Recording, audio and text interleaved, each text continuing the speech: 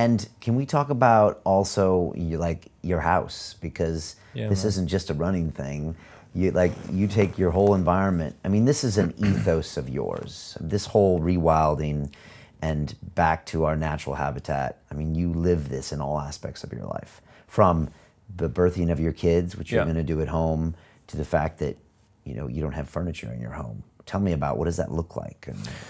Well, firstly, it's like, barefoot running, being barefoot, they're modalities, aren't they? So they're like micro elements. Like barefoot running is just a micro element of natural movement. So within natural movement, you should be able to balance, jump, lift, carry, throw, defend, quadrupedal movement. You've done all the locomotive stuff, right? The balancing's in there.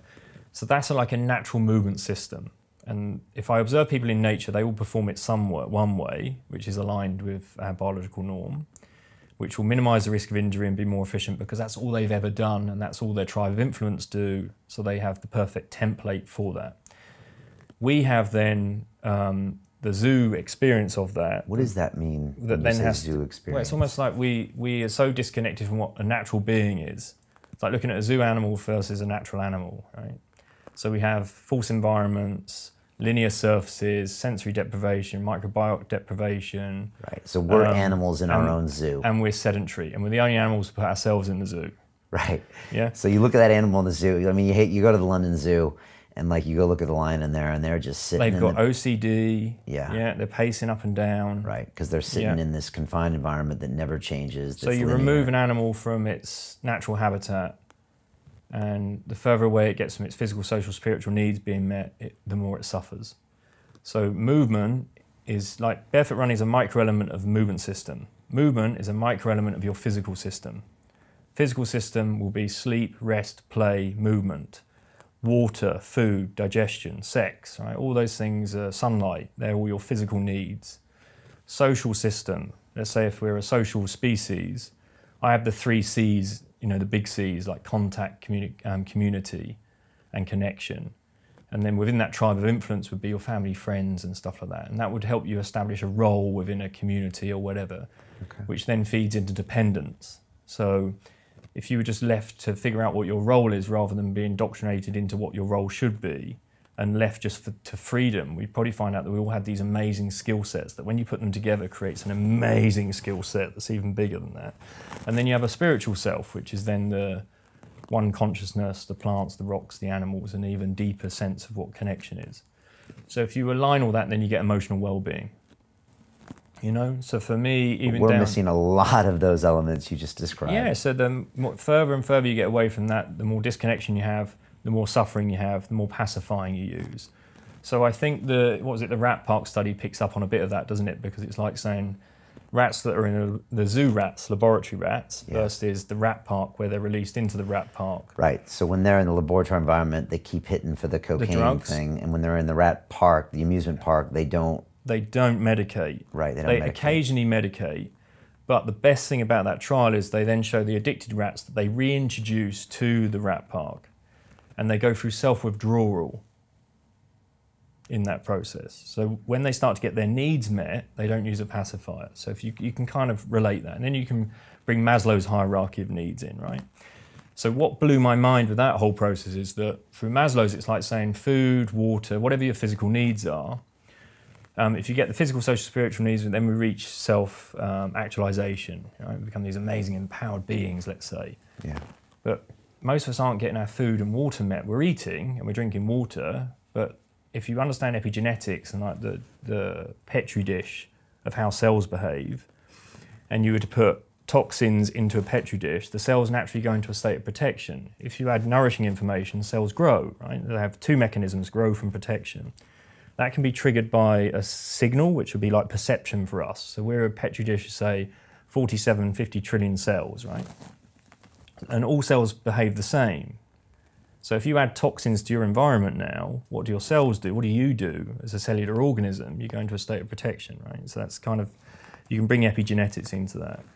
So if we're talking about Maslow's hierarchy of needs, and we say, right, water is water, right? Spring water is the biological normal water that we would consume versus water from a tap that might be laden with chlorine, estrogen, God knows whatever drugs. We have to then understand that what reaction is that going to give the cells. If it's food in nature, wild food, foraged food. Foraged food, very different experience. You feel the food, you have an experience with the food. You have a movement practice that involves getting the food, which might be low gait walking, it might mean climbing. If it was honey, it would be a ridiculous climb for that amazing experience at the end of it. So that then helps nourish a digestive system that produces salivary enzymes, which then means that the food and nutrients that I am eating get distributed to the cells, the 50 trillion cells that need the food. So I can be underfed but overnourished, right? If we go over this side to the human zoo in the Petri dish, it's then processed foods, right? I have no relationship to them. I just rip it out of the pack and eat it. My digestive enzymes aren't even prepared for that.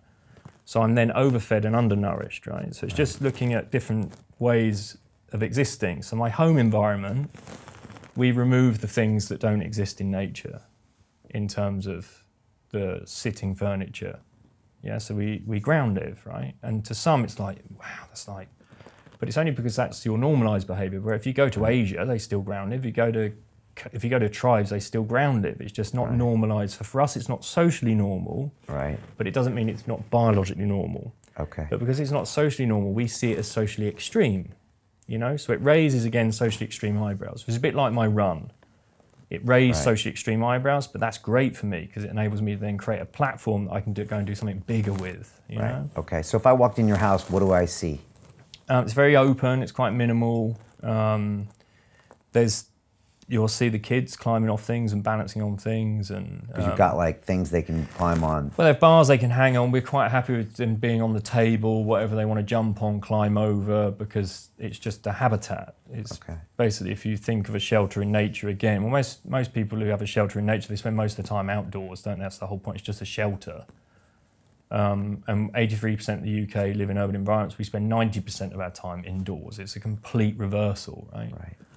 So what is it we're doing in those environments and how do we make them more nourishing? And for us, it became obvious. I had a Pilates studio. People would come to my Pilates studio, crumpled up with posture, in there to try and, in 10 sessions, like Joseph Pilates would say, feel the difference, 20 see the difference, and in 30 have a whole new body. That was the whole philosophy, really. And a repertoire of movements that would help unravel and get back to a particular posture. So I was sold on that. I thought it was great. I thought it was a great system until I started to understand pose method and being barefoot. Because most people would come from their car, from their sedentary home, office, into a car, mode of transport that's sedentary, in the compromising footwear, to come in the studio for an hour, to unravel it, to only put the shoes back on, to go back in the car and go back to the same sedentary lifestyle.